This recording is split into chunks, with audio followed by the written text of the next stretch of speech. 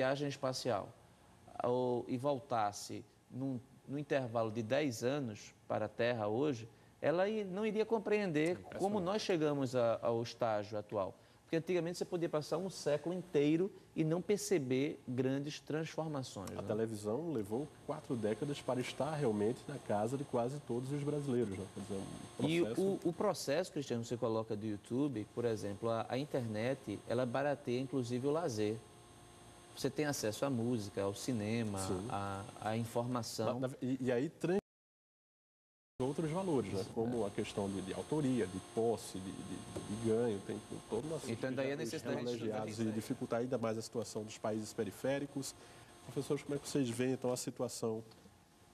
Bem, eu acredito que essa é uma dimensão importante, a dimensão do consumidor, na medida em que, quando você abre, você tem uma competição mais ampla que pode facilitar mais qualidade e também menor preço, né? As empresas brasileiras que se preparam para competir, elas tendem a oferecer um produto de melhor qualidade e com menor preço. Então, eu acredito que este é um dos aspectos favoráveis, embora, quando se abra muito, você pode, de certa forma, perder a capacidade de produzir interno, na medida em que pode haver um comércio. A China, ela é muito criticada por conta do chamado dumping social.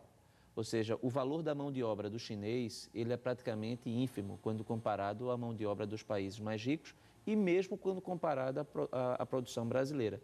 Então, numa competição aberta, sem freios entre Brasil e China, nós podemos aqui prejudicar muitos segmentos.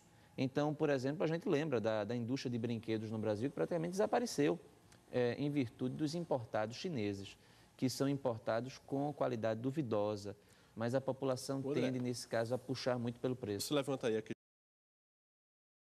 China, isso nos remete ao dilema principal, fundamental do capitalismo, que a gente já vinha discutindo há séculos e que, de repente, nos chega em plena era da globalização. De repente, o progresso do mercado mundial, você tem o crescimento do mercado mundial e essa globalização, não atender às demandas de quem produz. E, de repente, aquele que está produzindo não ter acesso aos bens de consumo em alguns locais. Como é que você vê a perspectiva no futuro, nós não termos esse tipo de fenômeno? Ou não tem como nós, de certo modo,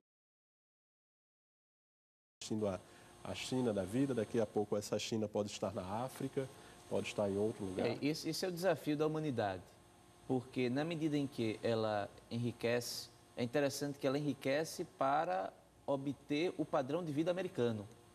Então, esse fenômeno de globalização, ele tem como, na medida em que o chinês, ele começa a produzir e ele começa ele próprio a adquirir os bens que ele não tinha antes, isso não é sustentável. Se a humanidade toda tiver o padrão de consumo americano, nós não sustentamos ecologicamente o planeta. Então é preciso que a ciência, a própria globalização,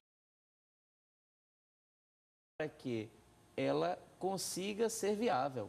Ou seja, então, não é traçar um ambiente catastrófico para o futuro, dizer, do jeito que foi para o futuro, mas o fato é que a gente consegue, a história da humanidade demonstra isso, que em momentos críticos há uma ruptura, ou seja, em termos de padrões. E isso pode fazer com que a gente continue esse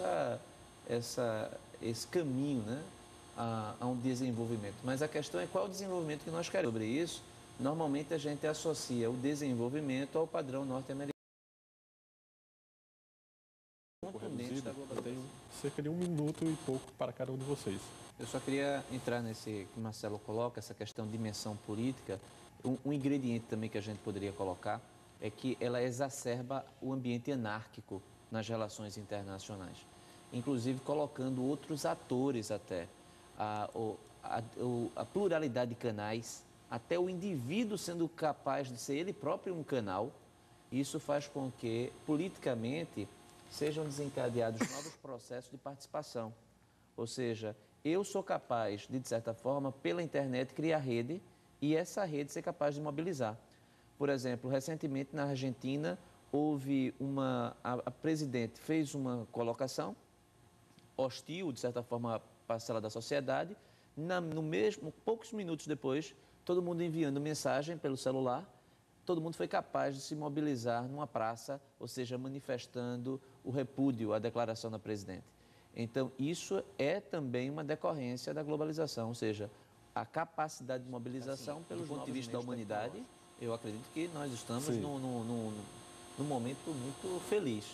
Eu acredito que há uma democratização, vamos colocar assim, da participação, ou seja, eu acredito que isso é positivo.